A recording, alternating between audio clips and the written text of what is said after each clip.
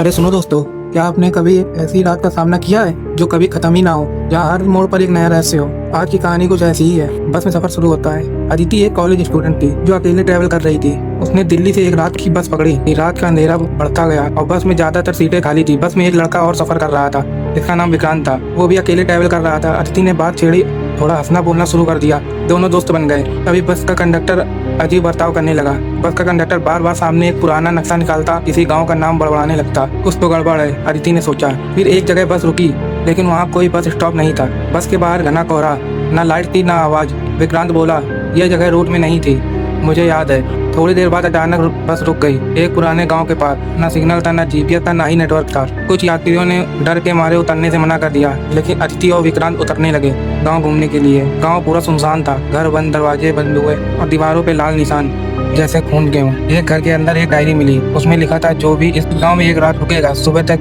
वो गायब हो जाएगा या उसकी आंखें सफेद हो चुकी होंगी।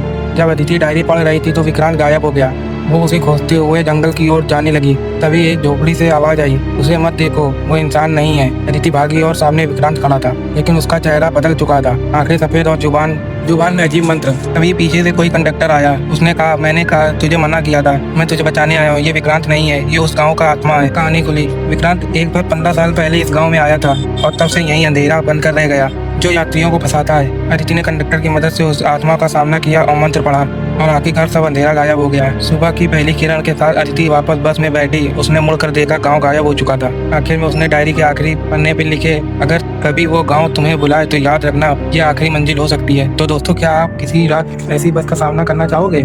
ऐसा ही रहस्यमय कहानियों के लिए सब्सक्राइब करिए मिस्ट्री विद गुप्त को। धन्यवाद।